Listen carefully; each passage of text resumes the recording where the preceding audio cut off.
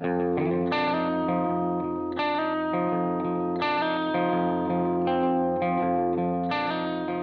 there, everybody. Welcome to another episode of the Cloud-Based Mayhem. Got a great show for you today with World Cup and German team pilot Daniel Tyrkas, who's had an amazing career, including competing for Germany in the 2002 Olympic Games in Salt Lake City in the halfpipe. We talk about his approach to risk and flying huge triangles in the Alps. He's from kind of the Chiemsee region, which the Alps goes through every year. And I always see him kind of ping up on those huge days on XContest. So he gets after it, but he's also got a real job and real family, and so doesn't have all the time in the world. But he's managed to take a very methodical approach to flying and done really well with it for a long time. He's never had an accident. Talk about that and why, and some of the reflections he's had over the years on getting good, going big, and staying safe. So I think you're really going to enjoy this talk I did. We talked a lot about the Olympics too, which was a ton of fun. The only bit of housekeeping I have is as we get into the travel season for those in the Northern Hemisphere, and I guess Southern Hemisphere going to the Northern Hemisphere to fly, is the insurance game continues to change, and it's been a hard thing to kind of pin down. The article I have on the website, if you go to cloudbasedmayhem.com and just put in the search term insurance, I am constantly updating that with recommendations. I'm, of course, no expert, but as I have pushed for years and years that we need to have proper coverage in case things go pear-shaped. A lot of our fellow friends who have gotten hurt, especially overseas, and don't have the right kind of coverage, can quickly run into the six figures and be real painful for family, friends. You know, we see a lot of GoFundMe kind of things to try to get people home. So don't let that be you. Don't think it's not going to happen to you. Better to just be covered and prepared. It's literally it's less than a price of coffee a day kind of thing to get yearly coverage. And this is not just domestic insurance, but travel insurance and repatriation insurance, evacuation insurance. So I make recommendations there and tell you why, and it's worth going through it and figuring it out, especially before you go off to a World Cup or go off to a competition or just go off to fly and have some fun.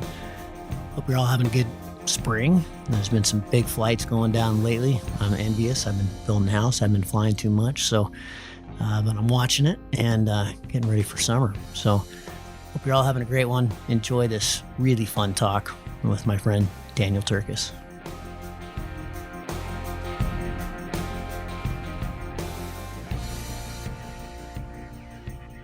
Daniel, great to have you on the show. I've been really excited to talk to you since we chatted down at the World Cup in Colombia, which was, man, that was fun. And you ended up having a pretty good race. And so we're going to talk a lot about paragliding and comp flying and all that. And I'm gonna enjoy the view out your window here. With it sounds like it's dumping over there, which is great. I know the Alps needs more snow, as we do. But I wanted to start off with the Olympics. You were in Salt Lake for the Olympics in snowboarding. So tell me about that. You know, I had pretty big aspirations as a ski racer and trashed my knees when I was 17 and then 18 again, and that all ended with that. But how'd you make the transition, and how was it being in the Olympics? Congratulations. Thank you. I mean, it's a pretty long time ago. In fact, it's pretty much 20 years now. I was going to say, it's a 20-year anniversary. Exactly, yeah. It was 2002, Salt Lake. Well, where should I start? First of all, thanks for having me.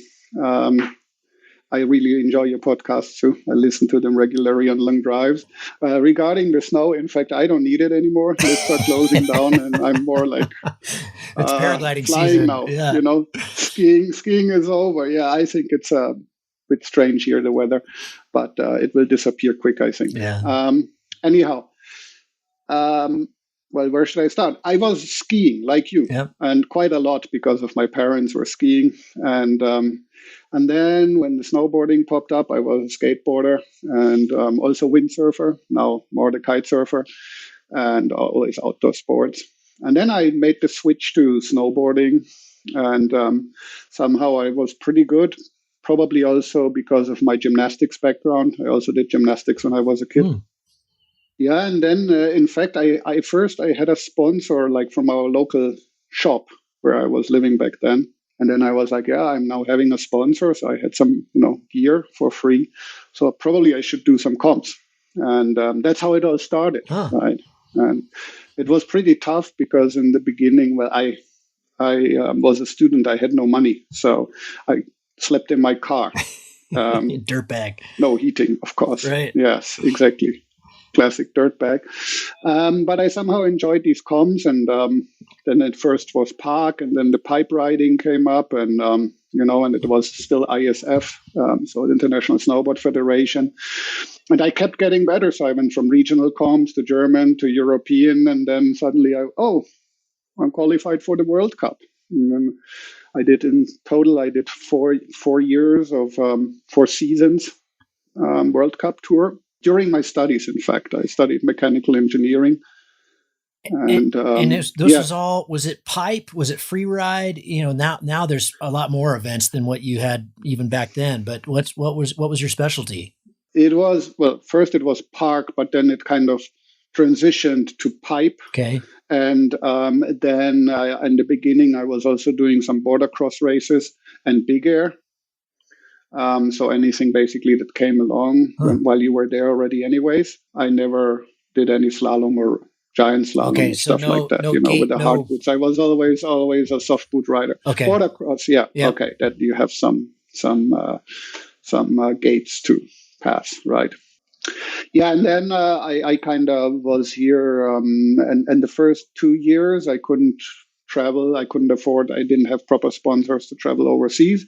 So the first 2 World Cup years were kind of in Europe. Everything you could reach with the car, sleeping in the car there. And for me, it was like, okay, I want to snowboard. And that was cool. And then I started being better and better. And then I thought, this is maybe the ticket to see the world. That was a bit of a driver, because I always had like a bit of a travel itch and I wanted to see the world. Yeah, and that's basically how it evolved. And then I had a sponsor, and then I started traveling, proper sponsor. Then I also made a transition to the Ski Federation, and because my sponsor went bankrupt as well. It's a long story. But to make it short, it got better and better and better. And then it was for me the ticket to see the world. So I was in Japan twice. I was in Chile. I was in, I was in Lake Tahoe and in Vancouver and on the East Coast. And it's been a great time.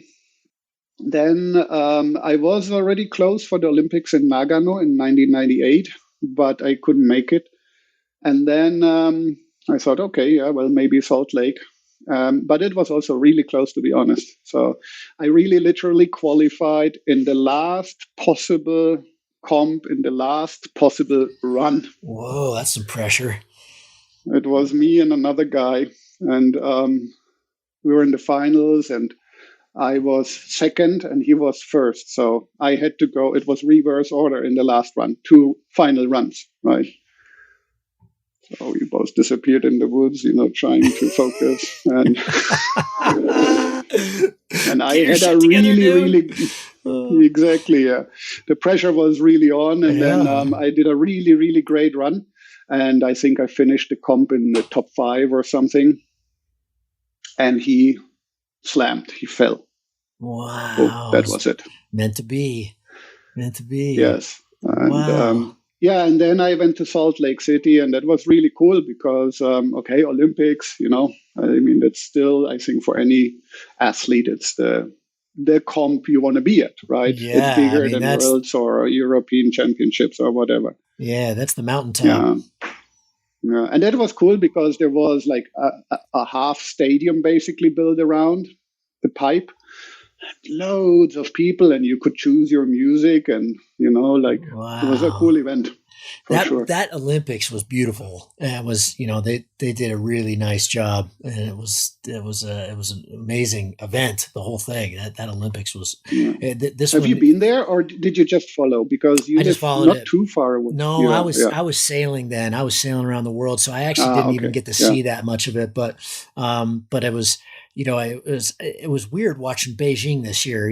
Salt Lake really kind of lined up better for winter mountain sports. That was kind of bizarre in Beijing. But yeah, I agreed. Yeah. God, it looked cold this year too. Man, it looked miserable. Holy moly.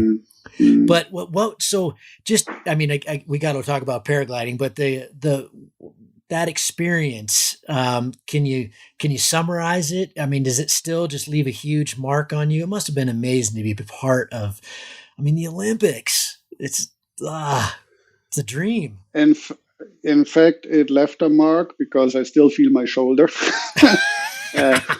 Did you crash in it? Did you get hurt in the Olympics?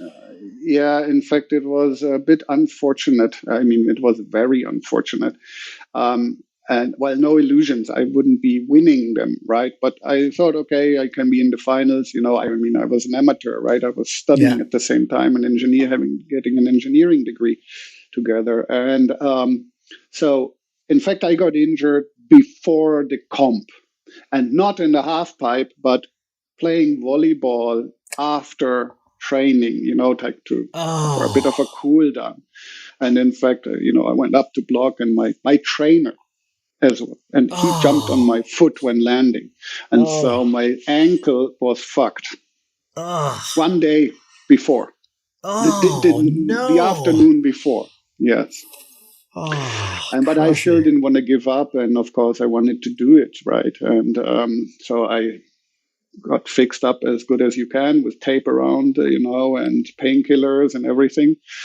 And it was kind of okay. I could ride, but and I could also do all the airs landing forward, not goofy.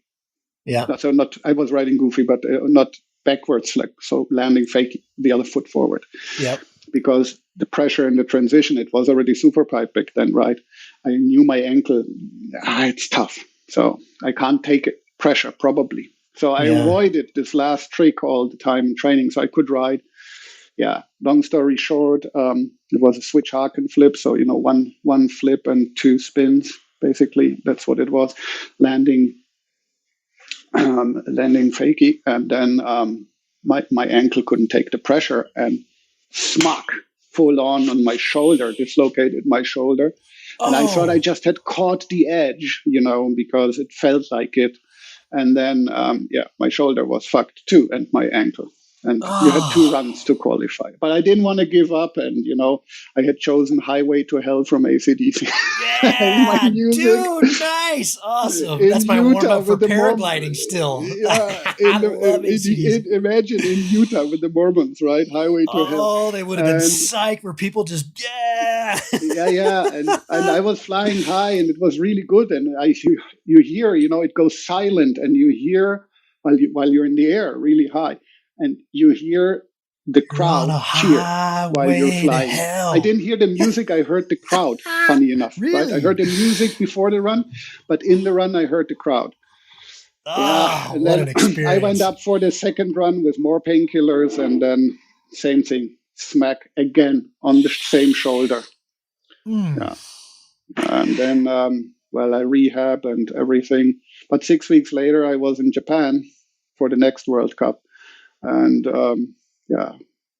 so I finished that season basically, and then I was 5th in the world ranking, which wasn't too bad. But I had to finish my engineering degree too, and then I thought, okay, maybe it's a good time to, call it a day. And then I finished my career basically because I wasn't going to go for another 4 years. I was already 27, and which is pretty old for a half pipe snowboarder.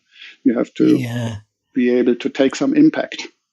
How about Shaun White this year? What was he, 36 or something? It was the poundings, the height and it's just such a magnificent thing to watch. But they're doing that on ice. That Beijing pipe was just, and it is regardless. It's ice no matter where. It's hard because you guys are riding it so hard, and they shape it every day, and it's freezing every night. And man, it's just like, you're 30 feet above the ledge. You're 50 feet hardcore. off the bottom of the pipe. Yeah. It's hardcore. It's as long as everything you're just broken. You just shatter. Yeah. That's what I mean. You need to take impact, and it's okay as long long as everything you land smooth in the transition, right? Sure. If you push off a little bit too much, boom, flat. Yeah. Or if you push a little bit too little, you land on the table, right? Or even worse, like not enough, and that's why it's called to disaster, right? One foot It's on top so and 1 foot precision. down, and it's precision, yeah. And I also remember in Finland, also pure ice, and you have to go and fly 5 meter high, So yeah, it's like these. When you watch that kind of, we have a big pipe here at the local hill. Yeah. We've got the big hill, and then we've got a little hill where they have the park and the pipe, and really good athletes come and train here because they've got good snow and they've got good shaping and all. I don't know anything about that, but they've got a really good ski team here too. Alpine. I was always Alpine. I never did any of the tricks, and I always kind of sucked in the air. I wasn't really that good at any of the stuff that you did, but when I watch and this was a long time ago, I'm almost 50, so this was back in the 80s and early 90s. And, but when I watch these kids now, 14, 15, 16, 17, I can't even believe it. I watch that and go, God, was I even close to that good? It gives me kind of the creeps. I mean, the speed and the energy and man, it's awesome. Like any sport, of course, it evolved too. So basically, they're just adding another flip, and another spin since the time, when I did it. So the level definitely evolved, and like the young kids are charging, but also, the whole training conditions got a lot better and even more professional. We didn't have these airbags where you can practice your tricks into, just didn't exist. Right. So now you have a bit more of safety to practice, and of course, also back at my time, the good guys, they had all some gymnastics background like me, or diving, like board diving, you call it like that, right? Yep. Background. And right. So that you knew, okay, this is how I'm in the air, so that you could do all the tricks. But basically, we would practice in the summertime, during the summer camps, when the pipe was slushy. Then the impact wasn't so hard. Right. Yeah, but it's not like going into balls. I mean, even back in your day, Red Bull was building Sean his own pipe. It's pretty hard to go up against a guy that's got his own pipe. Not yet. Sean was a little kid. So he showed up in one of the last comps and was a little kid. Okay. It was like right. I thought that was his first. Yeah, he was just coming in, right? Right. Okay. Yeah. There was a Canadian guy called Michael Chuck. Maybe you have heard about him. Like that was that time. Terje Hakonsen had just basically retired, and Sean White was just coming. Yeah, that was. Now it's got to be like the people coming into the X Alps for the first time and Kriegel, won 7 in a row. It's just they're a different level, right? So you've got two. Right off the bat here, you've got two things that, to me, add up to just whoa. You've got these huge building blocks to be an awesome pilot. Engineering. How many people have we had on the show, or how many people do we see in this sport that are engineers? It's just over and over and over again. And then flow. You're obviously a big time flow athlete and a lot of flow history with, Will Gadd always said that when he sees people coming from flow sports, whether it be even mountain bike riding, but surfing, skateboarding, snowboarding, any kind of flow activity, kayaking, big one. Then they just get really good, really fast at paragliding. And I've often thought it's not just the flow, it's the way your brain handles risk. You're doing a trick, like you said, that's got so much precision, and a little bit of screw up means a broken shoulder, broken collarbone, broken leg, high consequence, right? So I'd love to hear, were you piloting back then? Were you a paraglider at all? Had you started it when you were, you were? Yeah. Oh, you were already. So, okay. I started flying 1997. So at the time of the Olympics, I was already flying for 5 years. And I always liked flying, no matter which kind of thing it was, with the snowboard, flying, with the surfboard, hitting the waves, with the windsurfboard, right? Flying. Yeah. And, Yeah. or kickers and everything. I always loved it. But I was a pilot already, and I kind of combined it also, spring training in Davos, for example, first snowboard, then go down to the parking lot, my house, my car. My car's my castle, and you get your skis, your glider, correct, your windsurfboard. The equipment nowhere to sleep, but you got a lot of shit. The equipment in the car was worth a lot more than the car around it, right? As it should be, dude. As it should be. That's right. And so snowboard in, glider out, and so I kind of combined it already back then. Yeah. Wow. You were pretty young, because you said you were 27 when you kind of retired in Salt Lake. So you were early 20s when you were flying. You got into it pretty early. Right. 22. Yeah. Yeah. Okay. When I started. Tell me about that phase. Those first 5, when you're training for the Olympics and stuff, but you're also piloting. What was that period of your life like in terms of the flying side, learning it? If you could go back to that time, would you change anything? No, I don't think so. I mean, I didn't do the standard progression maybe in flying either, right? So I started flying, and then I had all this outdoor sports background, and I knew where I am in the air, and where my arms and legs, and like this motion control. Just good self-awareness. Yes. And the flight teacher back then quickly realized that I must have some talent, right? So in fact, the 5th flight already, he was like, "Oh, we forgot a radio." Well, you, Daniel, you can go without. It's fine, And then I kind of started. So he right away recognized you just had better perception, you had better understanding of what was happening. Well, seems like, at least, right? I felt like, okay, I'm a beginner. And of course, I'm aware, and you need to be aware. What's your skill level? What's your skill set? Where are you, right? And then what kind of risk, or is it risk, right? Is it a perception? So if I hit a kicker with 80 kilometers an hour, your jacket flapping, and you go really flying 30 meters over the kicker and doing some spinny flippy stuff, an outsider would go like, "You fucking nuts," right? But for me, it was like, no, I'm in control. I know how to handle this. I know how to do it. I know my risk of injury is limited because this trick I've done several times. I hit the kicker first straight, of course, before I do any tricks to get used to the kicker and stuff. And new tricks we would practice into soft snow or powder or whatever, right?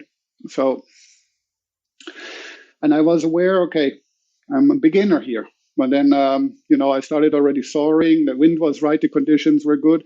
All the other pupils were launching below me. I was watching them, without the radio. And then the guy started waving at me that I should kind of fly out, like we're done for the day.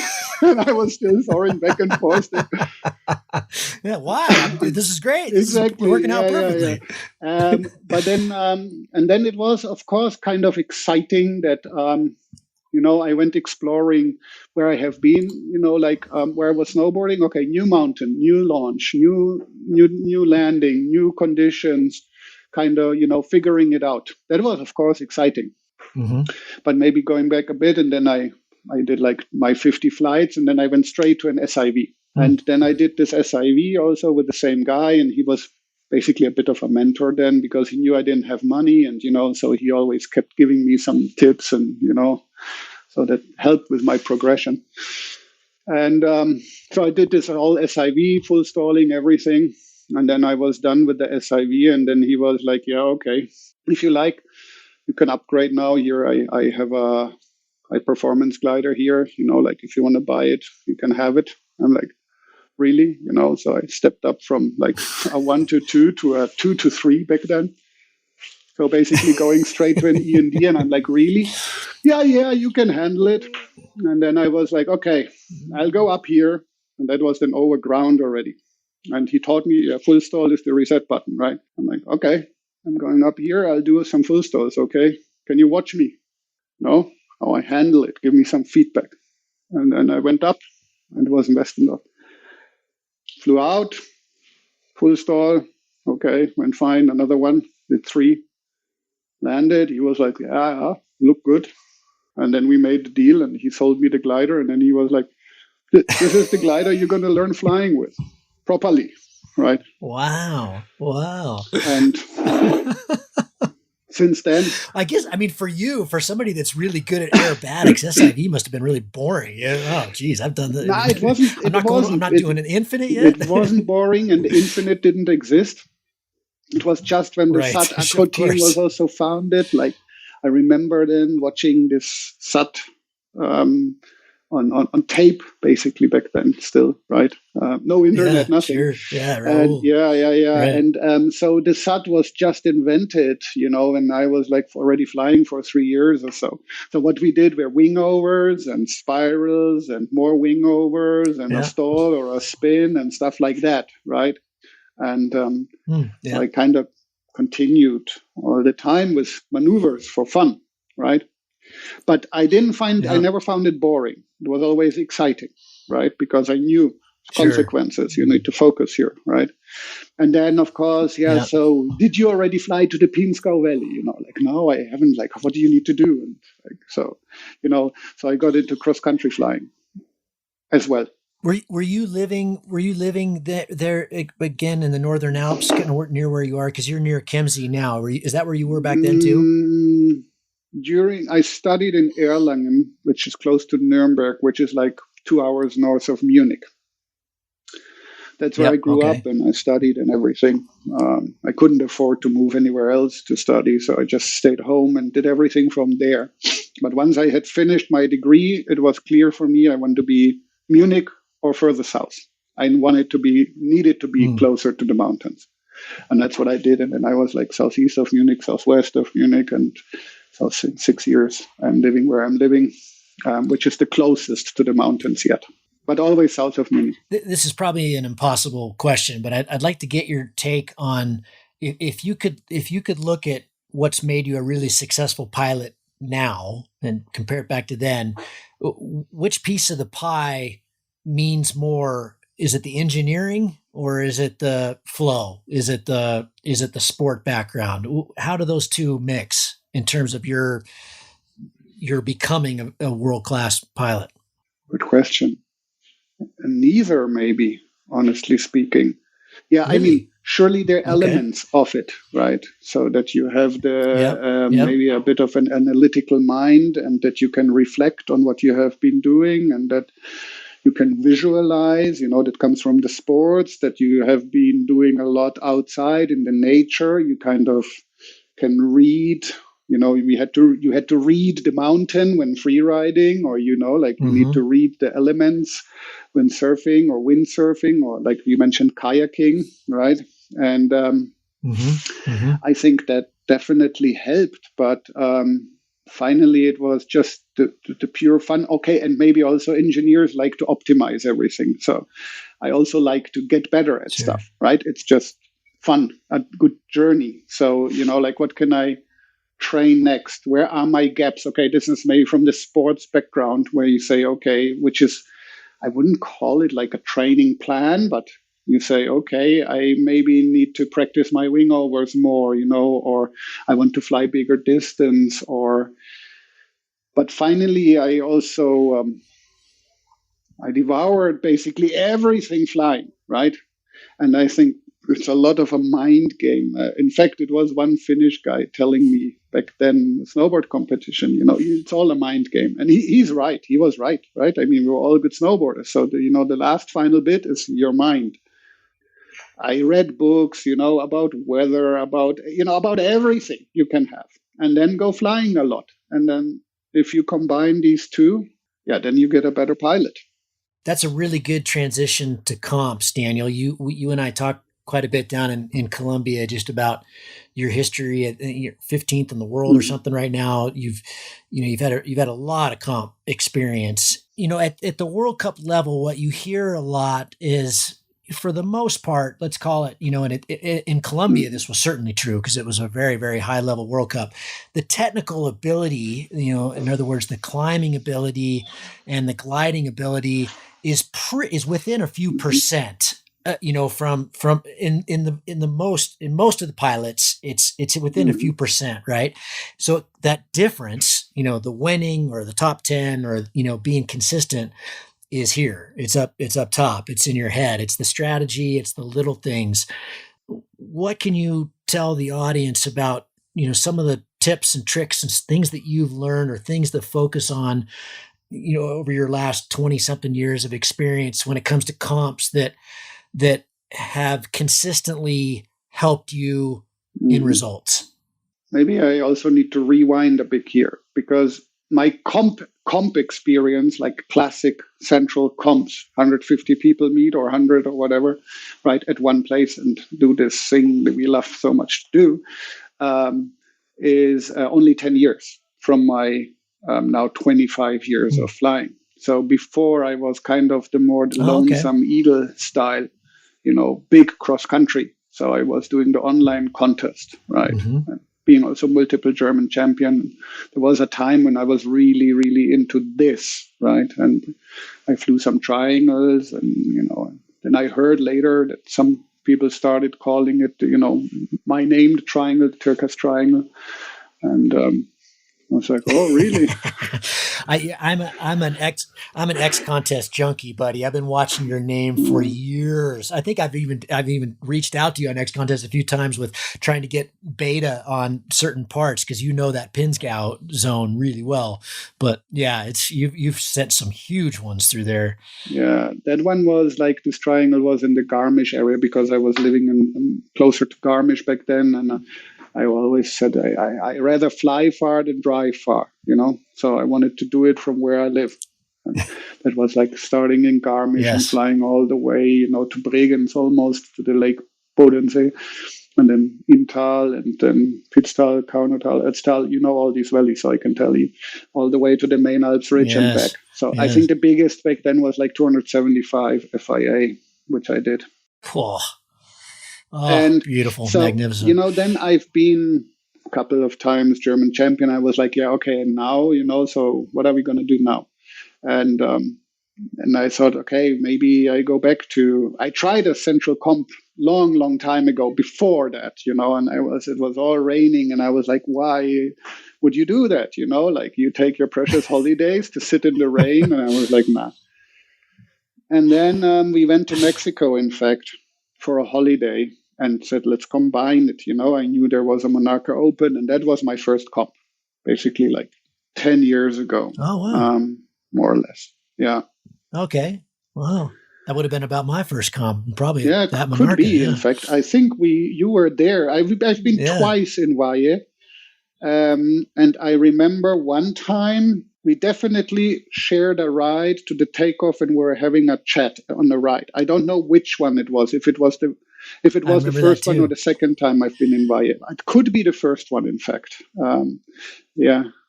Yeah, I think that was my first. Was 2012, or maybe it was 2013 was my first, but I haven't missed it since. I mean, obviously COVID, I've missed it, but Monarca is special. I agree. It's one of the best for me with Colombia, for sure. Colombia is like a softer Valle de Bravo type flying. Yes. But to answer your question, so learning number one was, okay, you're the lonesome eagle and you're really good at it, but in a comp, you must be a really, really, really fucking Kriegel style lonesome eagle. But even he stays with the group, right? So stay with the group is maybe one of the learnings that I learned rather early. And it was pretty stressful for me in the beginning to fly with so many people, right? Especially, and it's still stressful, especially when it's close to the terrain and it's ugly terrain, like in descent is like cliff face and too many people. And, there is not a lot of room for error, right? So I find that still stressful. And then I still would fly away for safety reasons, basically. So that is one. It's really, really hard to be better by yourself rather than utilizing the swarm intelligence, right? So that was definitely one learning. The other basic, I think, that is really, really important is you must be able to control your wing, the wing you fly, no matter what wing it is. But people coming into comms and, for example, the Enzo is flyable for a lot of people, but is it really controllable when the shit hits the fan for them? Are they able to control it? So that is really, I think, very important. And so when you go to some Chabre Open or, like these newcomer comms, or also cross-country flying, whatever you do, fly the wing you are comfortable with and you are in control, because then you have the mental capacity to focus on everything else. You have capacity to observe. What's the weather doing? What's the wind doing? Where's the sun? Like all the luddy for cross-country flying, but also what are the others doing? Why is this guy breaking away? What does he see that I don't see? Or all these things that add up. Or what doesn't he see? Yeah, exactly. Sometimes also it's the depends opposite. who is breaking away, right? And yes, who is doing it? Exactly. Who's doing it? That's a big one. So, correct. Is it Yasin or is it? yeah. So exactly, I think this is really, really important. And with what do I mean with wing control? I mean, finally, if you really simplify it, it's all pitch control, angle of attack control. So the only job you have is to keep the angle of attack in the right window. Not too big, not too small, right? Too big, stall, too small, collapse, or frontal. So, yeah. And for that, I think every pilot, and I also, when sometimes I give a talk, and ask, when should I step up? I say, okay, you need to know your stall point. Ideally, you can stall the wing smoothly and go enter a nice flyback. Your reset button, flyback. Be able to spin the wing, ideally 180 degrees, so that you can basically, something is ugly here, I need to quickly turn around, which is almost impossible on the aircraft we fly. But yes, 180 degree spin. So stall point, again, on one side it's stall point. So many accidents happen because people try to squeeze their wing, around the corner, and they stall it, they spin it on one side. So that is important. And then I add to it, you should be comfortable flying, ideally full speed collapses on your wing, frontals or side collapses. Best is both. And when you're comfortable doing all that on the wing you fly, and then when it starts to be boring, then you can consider stepping up. So when you have that totally down, if that just doesn't even get your heart rate up, then you might be ready. Yeah, but I mean, that's of course unrealistic, because also my heart rate still goes up when I go stalling, and I go stalling a lot because I want to keep current with my practice. So in winter time or no thermal time, I go stalling. And are you doing that over the dirt or over the water? But yeah, so you just you go off your local hill and just get the only SIV I did over water was this very first one after 50 flights. Wow, really? So everything since then has been over dirt. I don't recommend it, to be honest. Just to be very clear, I do not recommend it to the standard pilot population to do it like this. But once you are comfortable stalling, I think you can do a lot over dirt. And I was pushing my limit, and this is also maybe, I think, a good advice for everybody. Push your limit, but push it slowly, gradually, right? And back then, it wasn't standard to have 2 rescues. So I had one, and I knew, okay, I have 1 rescue, and so I'd better not use it. I don't fuck it up, So I would go stalling when I felt comfortable and the conditions were good and everything. But I always had wings I always had high performance wings, right? In the beginning, I wanted to have a wing that could do both, that could go like cross country, but you could also have some fun with it, doing some maneuvers. Nowadays, I have a freestyle wing for that with a acro harness and also 2 rescues. But I never needed my rescues. In 3,000 hours of flight, 25 years, I never threw my rescue because of need of a rescue. No, never. Never. Wow.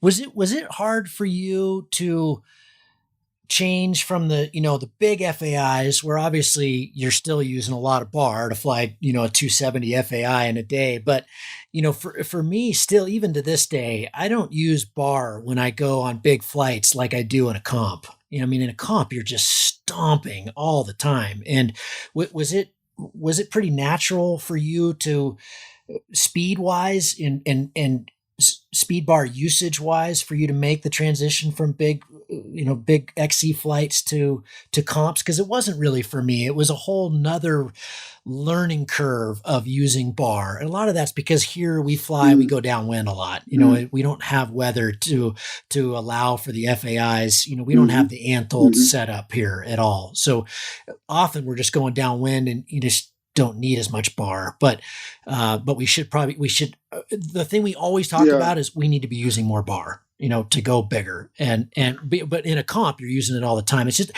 for me, it's a different mindset. When I go to a comp, okay, I'm using more bar. No, not for me.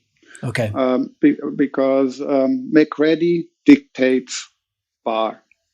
So if you want to fly efficient and if you need to bring up your average speed, otherwise you don't fly 300 or whatever, 200 plus FAI. And that's maybe also a difference because, in the beginning, I wanted to fly from Germany all the way to Italy, which I did, right? So with the wind, basically, one way. I did in the beginning, like everybody, more one ways. Realizing, the second part of the adventure, getting home, just takes also basically a lot of time. Almost, as a rule of thumb, it was always, you fly 7 hours one direction, you need 7 hours to get home, right? That was like roughly the math behind it. And then I said, I prefer to do something like closed, flat triangles or FIA triangles, of course. It's like the best. FIA triangles, this is what you do, right? If you want to be, and this is the sexy one, exactly. This is the sexy move. And thus I was also pushing bar already a lot because, when it's right. Also in a comp, you don't push. That was also maybe a learning. I raised myself to the ground quite often in the beginning. Don't you think that's necessary though? For the learning? Yeah, probably. To kind of go through that stage. Yeah. I've heard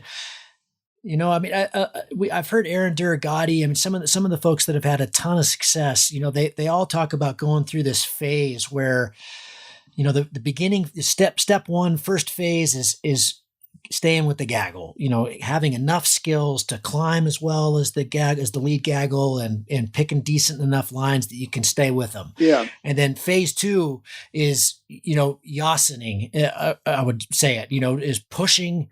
Obviously he's way beyond phase two, but in terms of the learning side, you push and you bomb out and you take a little bit of an ego hit for a couple years and learn how to fly fast, learn how to make your own decisions. And then you kind of start putting it all together in phase three, where you can pimp when it's the right thing to pimp and lead out when it's the right way to lead out, get the leading points, but not be overly aggressive.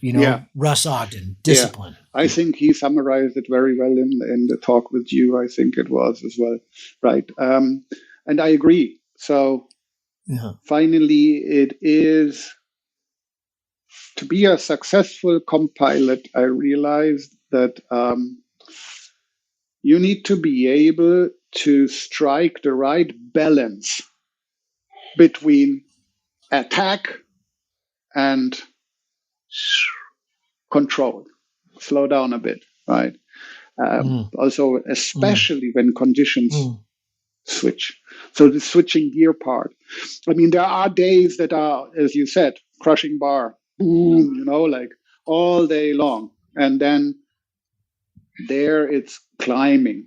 So finally, if we all fly full bar, you can't gain anything, right? Because everybody is flying full bar. So then it's your climbing abilities and your ability, and this is, I think, also very important, but very difficult to learn, lines, lines, lines, lines. Colombia, you hit the shitty line, you go from 0 to 0. You hit a good line. Oh, I'm catching up with the top guys. Yeah, and Yeah. all this together makes this game so interesting, complex on one hand, but I think this complexity also makes it a very interesting game to play. Yes. Don't you feel like I feel like often it comps there can really be a lot of lemming flying on lines. Do you feel that? I often sense that it can be pretty easy to catch up. Mm. If you get dropped, if you blow it, even in Colombia when it's really fast, because I feel like, the lead gaggle will often stay so glued together in a sense that, like you said, it can often be a pretty nice place to be just behind that. And you can pick out a better line and suddenly, boom, you can kind of play a little bit of leapfrog. But I find that lines are, like you said, it can destroy you and it can really hero you. But I often see, a whole bunch of people on not a great line and just not being searchy enough. I don't know that. Yeah, maybe it's because they just want to stay with their group, especially when it's the lead group. But I must also say, at least on a really high level comp, like in Colombia, it was the World Cup, or in Gemona, or wherever, like where really all the top guys come. Mistakes are painful. And at least for me, it is ultra Lethal. difficult. Yeah. I don't find it so easy to catch up because, then they are smart enough in this gaggle and they spread out a bit in this leading gaggle. Sometimes it even splits, And then me personally, I find it pretty hard to catch up. Basically, it's only possible when they make a mistake or they have some hang up somewhere, because they have to thermal something weak because they raced too much to the ground. And, but if they don't get stuck and they continue full speed, boom, thermal, full speed, boom, thermal, and they're so good and efficient, it's impossible to catch up. Yeah, if they're being efficient, I should clarify that. If I said easy, I didn't mean that. It's never easy.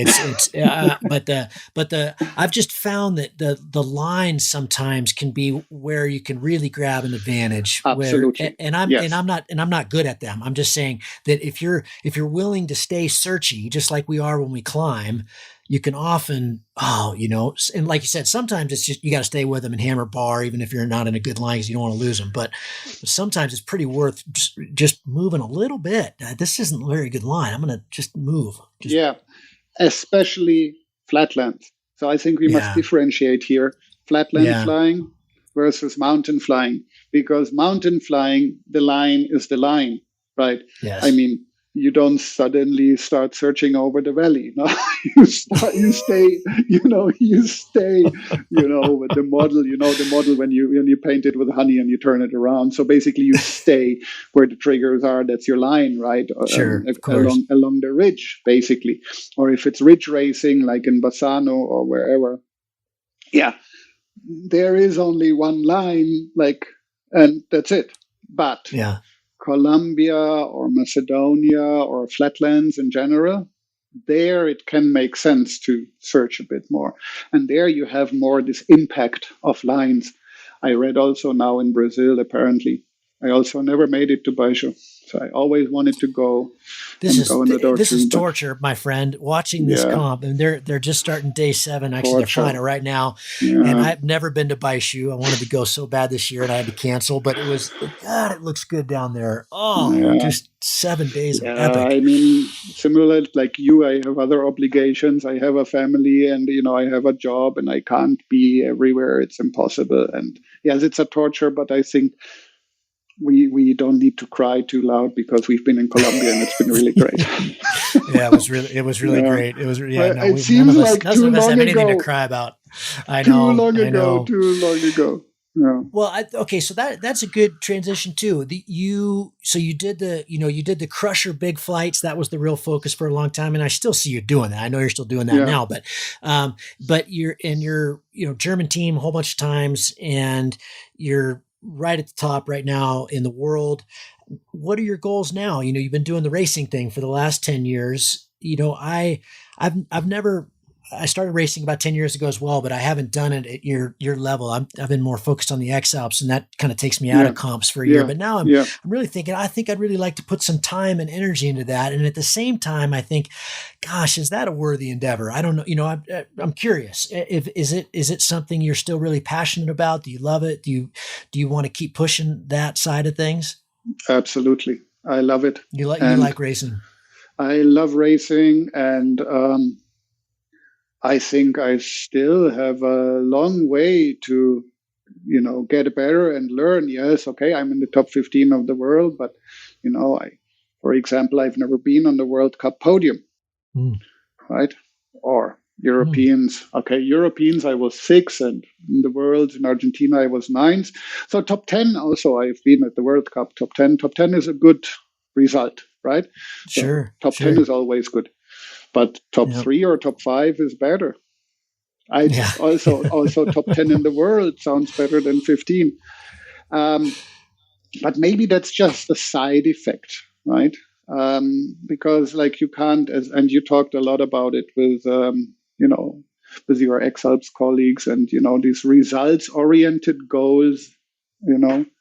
Thomas Terrier says it as well, right? It doesn't make sense. You can only try to improve yourself and your type of flying. And my goal is to become a better bird, let's say, right? Be more elegant, be better, be more efficient, be more in control of the wing, and be a better pilot still. And I think this journey never ends. And And I think that's also the good part about it. And flying the comps, I think it's a bit different because first of all, I haven't won them boom boom boom like like with the other thing. Like if I keep winning everything, okay, maybe it starts to be boring. I don't know, but I don't see that happening because I still have other obligations, and I can only do as good as I can do, and I can't do so many comps. And I cannot compare, let's say, to Honorar, who flies, I don't know, 1,000 hours a year or whatever. It's his job to fly, right? So I'd probably never be as good as him, but I'd like to be. And there is potential, right? I can sniff it a bit here and there, and I have my highlights. But what I also really do like about the comps is the community. It's a bit of a social aspect too, right? With it compared to the Lonesome Eagle thing, because you meet the people all over the world, and it continues. But a lot of faces have been there for a long time, like you, right? And so I'm happy to see you, hey Gavin, or whoever. And I mean, I don't see you much, or the others outside of it, right? So you just see those guys during, and and you meet people from all over the world or in Europe, and and I can apply some language skills here, there. I speak Spanish and English and Czech and German, so it's also fun, to speak with those guys, and have a beer together afterwards, and it's the thrill, but then also like the community, and then let's have a beer afterwards. I like it. It's fun. Daniel, we talked in Colombia that one of the things you're really most proud of, and you give talks about this, and I know you talked about it in your podcast, in the German podcast. 25 something years of flying now, no accidents. And as we started the show, you're not risk averse. You were in the Olympics in the pipe, so you take risks. You're obviously very comfortable with risk. These big flights, the 270s and stuff, and the bigger, these huge FAIs, that involves risk. You're flying in the Lee. What do you chalk up this very safe run to? Luck maybe should be part of it. Of course. There is, but I think I try to calculate the risk, like the risk reward part of it. And the best way to mitigate risk, and I think I said it before already, is skill. So if you're really skilled and smart, so don't be dumb, right? Don't take dumb decisions, right? I also had close calls, right? I mean, no doubt about that. So that's why there was a bit of luck involved as well, for sure. But I think it's skills, like, in snowboarding or any other sport. Surfing, let's take surfing as an example. If you're not a good surfer, you wouldn't even dare to go out in the big conditions, like you wouldn't even manage, because first of all, you see the waves, how big they are. And second, you try to go out and you probably don't even manage the shore break. You just get spat out. And well, if you'd never even get there. You never even get there. You probably, will be spat out, half drunk, half drowned, right? Drowned. And so being able to assess the conditions and match them to your honest, reflected skill level. I think this is what helps you stay safe, right? So your skill level must match the conditions you are trying to fly in, and the wise decisions. So as I said, if it's maybe in the lee side, and I would never, for example, push bar into the lee side full on when I don't have, let's say, 100 meters, right? Better 150. Because 150 is kind of some margin. My threshold. 50 for the shit to happen. 50 to assess, can I fix it? And 50 for the rescue to work. But that is already really on the limit, right? Yeah, that's close. Yeah, that's very close. And okay, then it makes a difference. Is it for rocky, ugly terrain below? Or is it all a dense, nice forest? And in the worst case, okay, I go down in the woods. It's not nice to be hanging in a tree. I don't want that experience. But trees are your friends, right? A dense forest, you probably won't be heavily injured. So also that you must take into account in your risk calculation. But having said all that, and I knock on wood here, is there is remaining risk, and I think Will gets at it as well, which we are taking, right? But you're taking, it's called living, right? You drive a car, there is risk. You leave the house, there is risk, right? And so, but it's too much fun. You had remind me, you had a crazy incident in DeSantis, which that sounded like a dicey. Everybody I've talked to about DeSantis said it was really on the edge at times, with the lee and the wind. And didn't you have barely cleared the ground or something when you had a collapse and near the cliff wall? Yeah. You talk about that? Yeah. That was crazy. Did I tell you, or did somebody else tell you? You told me. Yeah, in Colombia, exactly. Yeah, because we're talking. Yeah, that was one of the closest calls, in fact, I ever had. And typical thing. Yes, it was. We were racing along the cliff, rocky faces, and there was like a shoulder, and the wind was coming from thermals, on the right side, kind of thing. But it was also this kind of northwesterly, and dumping in. I believe that, I came there and I saw the others climbing away. I wasn't in front, but, I saw them taking that line and I looked good. And I was like, okay, I'm just going to follow. But when I reached that kind of shoulder, it was ugly air. I felt it. And I was like, no, I don't like that. I, release bar and I want to have more ground clearance. And so as I fly away from the terrain, I believe I hit some sort of rotor, basically coming a sideways rotor, maybe combined, people can't see me, combined with a standard classic downwind rotor. And I'm flying away and, I was still maybe on half bar, but Kaboom! The terrain side of my wing collapsed, which is kind of really nothing you want to have. And so there is another golden rule I have. I want to have enough space to make at least one turn to the terrain, right? One full 360. Yep. To have that space. And I needed it. And I used all my skills I had from, recovering wings. And, but it was one of these events where everything slows down and, I was like, okay, this is really, really, you need full focus, right? And I managed to recover, and it was really close, right? I mean, I even touched the ground and fly away. Whoa! So you had the collapse. It spun you towards the hill. You caught it, and flew away, and your ass hit the ground on the way out. I caught it. I kind of stalled it, yeah, and my ass hit the grass. It was a grassy patch then already. Oh, yeah.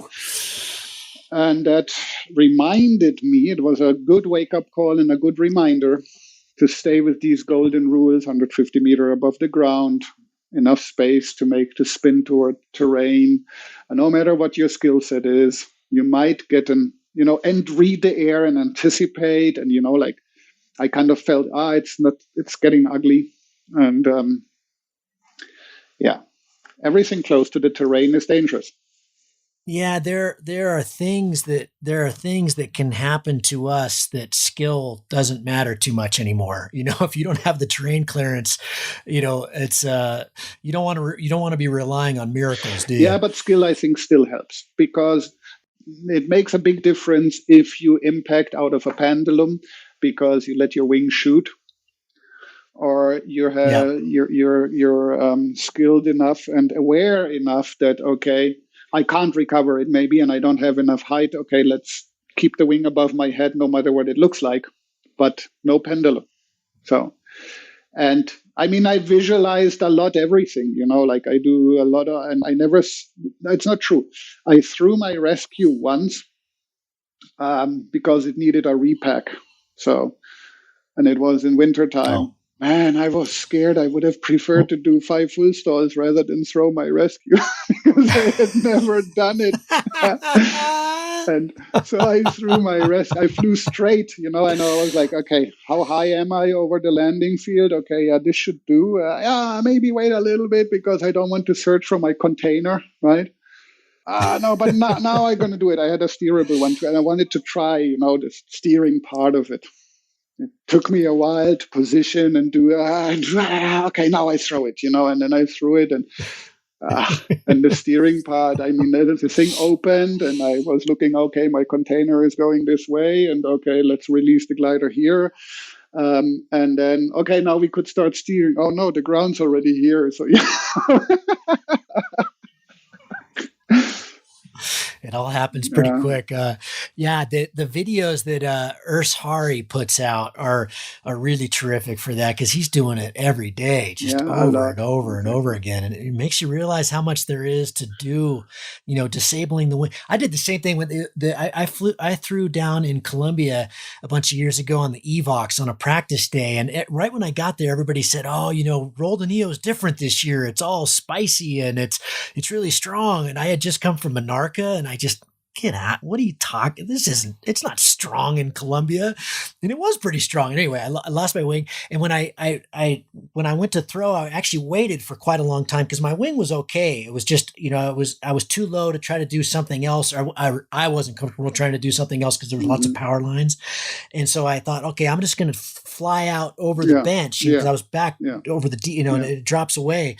And I thought, okay, I'm going to fly, because there was the little teeny tiny field. Otherwise it was all just forest. And I thought, okay, I'll get to windward of that teeny tiny field. Then I'll throw. I mean, I have lots of time to think about this, and I'll throw and I'll steer it in. And maybe I'll just be able to relaunch from there, and because I had a steerable. So I did all that. But by the time I threw and I was on the ground. I mean, I never even got to the chance of trying to. It takes a while, and I just packed it up and flew out of there. It was great. It all worked out really well. But it takes a bit of time. I mean, disabling the glider that's a big step, Well, I have quick outs for that reason.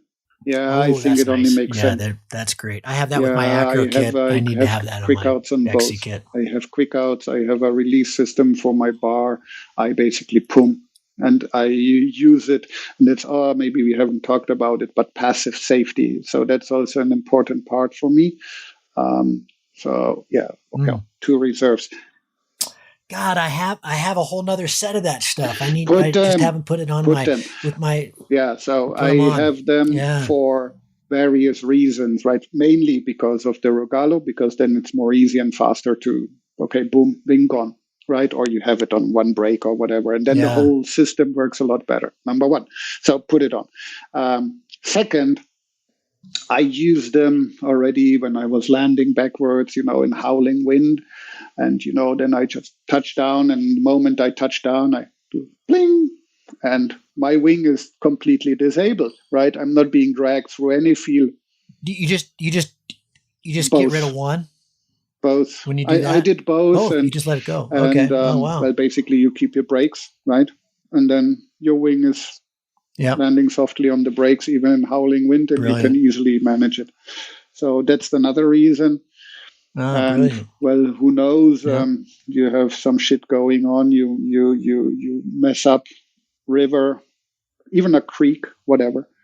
You want to be able to get rid of it.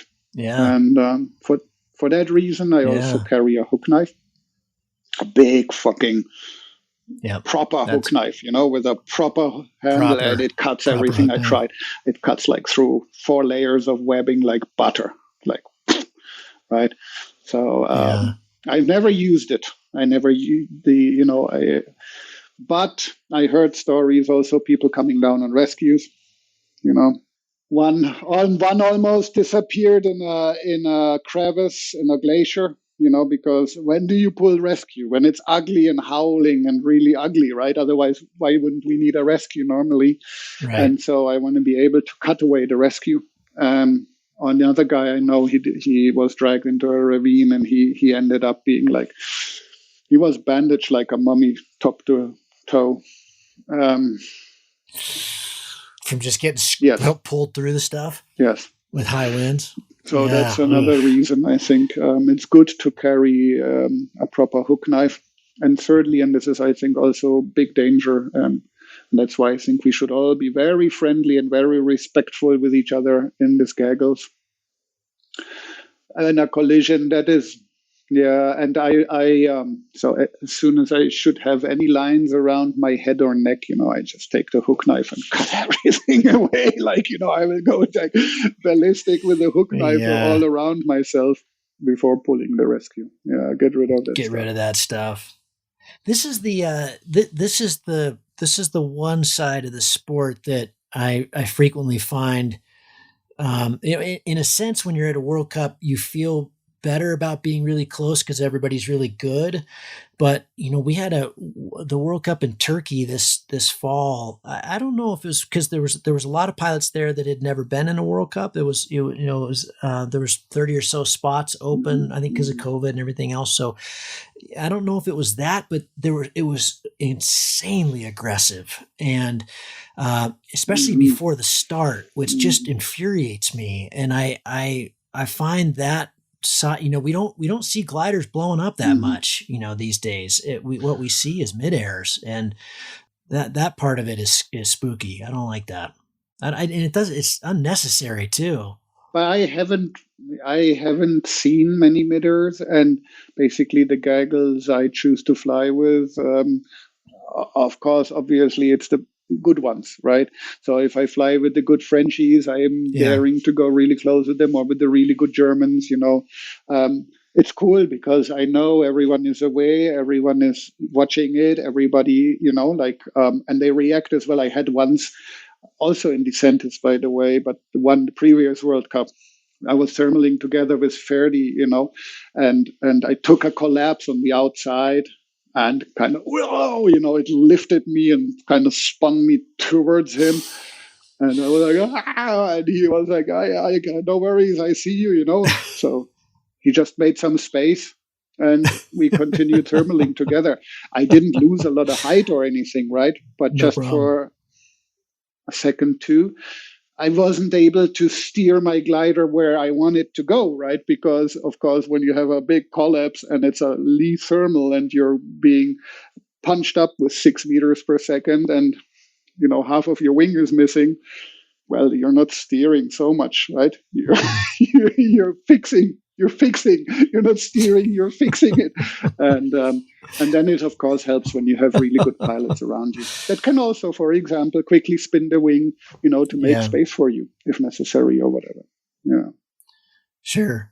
Yeah. Sure. Yeah. It's surprising when you're with the lead gaggle how nobody's worried about too much. You're nice and tight on everybody, and it all just. It's beautiful, I love that. Love that motion. The motion of the birds, and we're all just so in tune. I mean, everybody's trying to beat each other, but you're also just working together, and you could just be within inches, and it just he's got me, I got him, we're good. Yeah, exactly. It's beautiful. Yeah, it's beautiful. Yeah, it's beautiful. Yeah. And you see the grin under his full face helmet. I mean, you don't see the grin, but you see the grin, right? At least that's what I imagine. Yes. I'm having a grin, and exactly. I'm imagining the other guy having a grin, and we're enjoying ourselves. The Vario is screaming, and we are going up, and we got the ballistic thermal. Go for it. We're all adding wrinkles to our eyeballs and mouths every time we fly, aren't we? Just from the smiling. Yeah. And people are not having collapses. This level people, we are not having collapses thermally. No. The people are in control, which is cool. No, yeah. It's cool to be part of it. It is cool. This may be too obvious of a question, but I'm going to ask it anyway. I read in the commentary when we were down at Columbia that Honoran's been on the podium in 40, I think she said 41% of the races he's been in, which is just mind blowing. I mean, I can't imagine there's anybody else that's even at 10, but there's all the obvious things. What you see, 1,000 hours a year or whatever it is, that this is his job. But what are the things that maybe aren't so obvious? What are the things? Why is he so consistent? Because that's incredible consistency. I don't know. I asked him. He doesn't know. I mean, he's probably also just a really good talent, and he has a good headspace, and he's observative. He's just doing less mistakes than we do. Right? I mean, we all do mistakes, and the little mistakes is maybe just little mistakes, and Kriegel.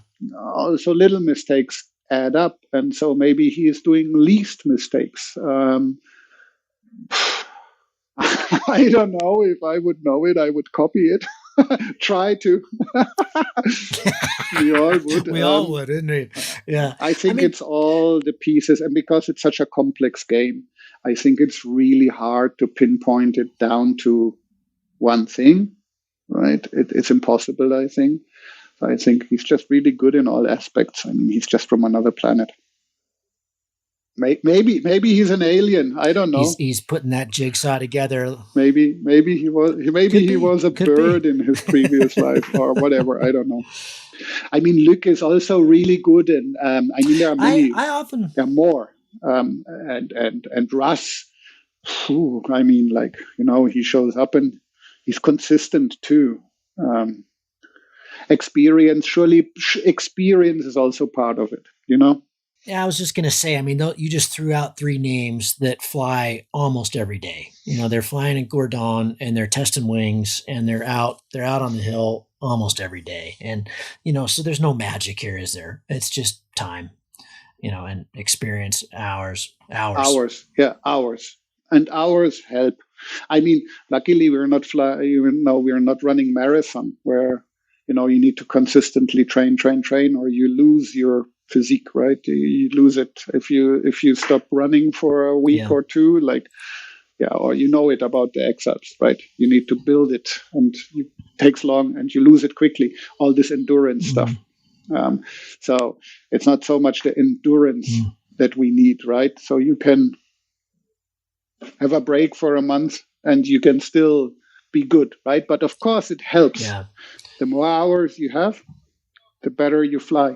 Yeah. It's these nuances, right? You have better wing control, you climb better, you feel more comfortable, you climb 0.1, 0.2, whatever, better than because you're so current. So surely the hours are part of the game. Yeah. But there are people that maybe don't fly so many hours and still show up and boom, you know. Yeah, it does seem like there's a bit of a key, you know, in the game where, okay, you're right. The Honor and the Lukes, the Russ, they're at another level. But, you know, when you do see a lot of consistency at these World Cups, you know, race after race after race. And it seems to me that there are pilots who have somewhere along the line have gotten the key. They've gotten the golden key and they've unlocked the door. And to them, like you said, it's not quite like riding a bike, but it's pretty close. You know, they have figured out the little things that, in other words, it's not just totally crazy. You know, we all have good days. We all can show up at a comp and just have one and have a good comp, but to do it all the time is to me is another level. Yeah, there are some people that are really consistent. Julian Wirtz, Charles Cazot, you know, they're also really consistent. I mean, they're maybe not winning, but Ulrich, Prinz, you know, they show up at a comp or Ferdi, also a very good example, right? They show up at a comp and they're in the top 10. Yeah. Well, or let's say in the top 20% for sure. Yeah, right? Pretty much always. Yeah. Daniel, what a treat, man. I really appreciate it. I'm glad we got to do this. It's good to get to know you a little bit better. And also just can't wait to fly with you some more, man. I got all fired up in Colombia and I'm building a house this year, so I'm not going to be able to do it as much, but hope to see you in Macedonia. I will be in Macedonia. Hope to see you where I'm going to. I hope to too. Yes. And then super final, buddy. We're going to Mexico. No more holidays. I don't have enough holidays. You're not going to super final? Yeah, I can't. I mean, I spent already 2 weeks and I have a standard engineering job. You know, I have a standard job. I must cope with 30 days of holidays and I must also take a few for my family at least, right? That's important. So, yes. Okay, that's important. So I'll do Macedonia. I do the German Open from the long comps. I do some smaller ones in between. But I already looked at the calendar and in shock I realized I don't have enough left for. It's too bad it wasn't in January. You need the flip of the year, but yeah, exactly. I already spent 2 weeks, you know, so which I normally don't. It took me 8 years to come back to Colombia. Wow. Okay. All right. Well, like I said, we're in no position to cry about. You know, we're doing all right. But well, good. Well, I'll see you in Macedonia, and I can't wait. And thank you very much, my friend. I appreciate it. Thanks for your time. You're highly welcome. If you find the Cloud-Based Mayhem valuable, you can support it in a lot of different ways. You can give us a rating on iTunes or Stitcher, or however you get your podcast. That goes a long ways and helps spread the word. You can blog about it on your own website or share it on social media. You can talk about it on the way up to launch with your pilot friends. I know a lot of interesting conversations have happened that way. And of course, you can support us financially. This show does take a lot of time, a lot of editing, a lot of storage and music and all kinds of behind the scenes cost. So if you can support us financially, all we've ever asked for is $1 a show. And you can do that through a one-time donation through PayPal, or you can set up a subscription service that charges you for each show that comes out. We put a new show out every 2 weeks. So for example, if you did $1 a show and every 2 weeks, it'd be about $25 a year. So way cheaper than a magazine subscription.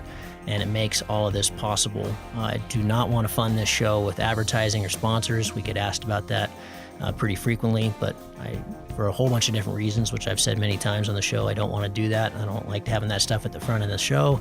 And I also want you to know that these are authentic conversations with real people, and these are just our opinions, but our opinions are not being skewed by sponsors or advertising dollars. I think that's a pretty toxic business model. So I hope you dig that. You can support us. If you go to cloudbasedmayhem.com, you can find the places to support. You can do it through patreon.com/cloudbasedmayhem. If you want a recurring subscription, you can also do that directly through the website. We've tried to make it really easy, and that will give you access to all the bonus material, little video casts that we do and extra little nuggets that we find in conversations that don't make it into the main show, but we feel like you should hear We don't put any of that behind a paywall. If you can't afford to support us, then just let me know and I'll set you up with an account. Of course, that'll be lifetime, and hopefully you're being in a position someday to be able to support us. But you'll find all that on the website. All of you who have supported us or even joined our newsletter or bought Cloud-Based Mayhem merchandise, t-shirts or hats or anything, you should be all set up. You should have an account and you should be able to access all that bonus material now. Thank you so much for listening. I really appreciate your support, and we'll see you on the next show. Thank you.